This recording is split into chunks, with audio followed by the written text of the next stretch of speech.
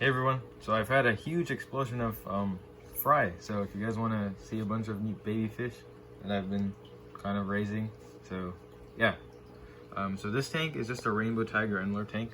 So I was actually previously having some issues with fry, but clearly that has passed, and I have a bunch of little baby fry, and there's also a bunch of like random other fry in here. There's some like rainbow fish that are kind of young. There's a couple celestial pearl danios that I don't even know how they got in here. I think I mistakenly moved them. There's one right there. So this is just kind of like a mixed tank, and I added a hang-on back filter, you can see right here, which has kind of cleared up the tank, so now it doesn't look so crap. And I'm really kind of enjoying this tank. There's a lot of activity. It's doing really well, and I have a ton of new fish in here. So these are all rainbow tiger endlers, so I don't know, they're nice yellow fish. And the reason that I'm actually having all these fry now is because I just added cover. I added a bunch of cover. So a couple weeks ago I added all of this wisteria and like all this random plants and things. So those have provided cover for the fish, and then now the adults aren't eating them because they can just dart into the plants, and that works really well. And another change I made to this tank is I added this clay pot thing and a bunch of wood. And I'm getting prepared for some new plecos I'm getting in. So I'm getting some L397 plecos. I'm really excited about getting them. So I'll probably have them in a couple of weeks. I worked out a trade with someone, and I'm getting rid of all of these rainbow fish and some other stuff, and I'm getting those plecos. So I'm gonna get 5 of them, and I'm really excited for that. So I threw a bunch of wood in here for them because they're wood eaters, wood eating plecos. So yeah, so stay tuned if you guys want to see that. I'm really excited about those. So yeah. One little piece of bad news is I had 3 bristlenose plecos in here, super reds.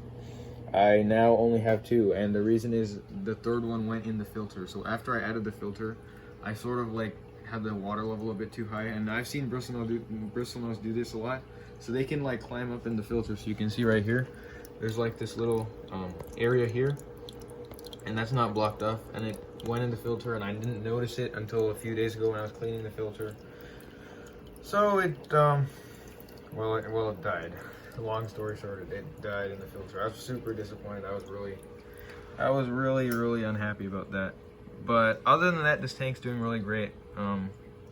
There's a lot of fish in here. I'm gonna have way too many soon, but I've added some Java moss. Hopefully that grows out, and they're doing well, and I'm probably gonna be just growing this colony out, and so far they're doing really awesome, so I'm happy. So we will move on to the next tank.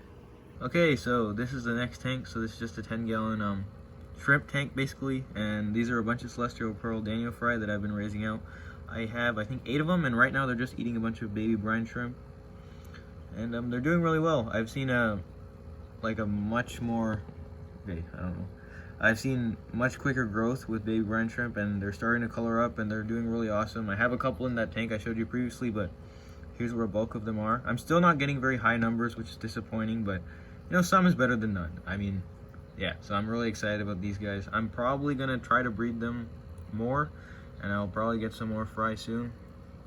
Of course, there's always shrimp fry, but those are just like, I don't know, I'm not like super excited about them. I mean, I've been having a bunch of shrimp babies like for a while, but I'm really excited about the celestial pearl danios. These guys are probably around a month old. They're doing really good so far. So yeah,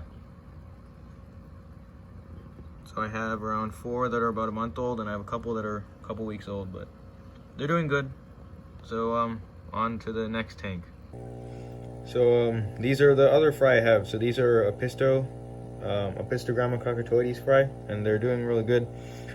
The unfortunate news is I only have 2, but you know, that's how it goes, I guess. So what happened was my male's pretty old, so he doesn't have a very good fertilization rate.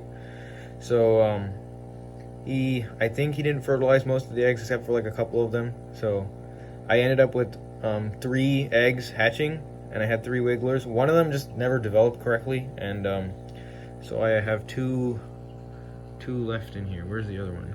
Oh yeah, here he is. He's kind of hard to see, but they're about a week old, and they're doing really good so far.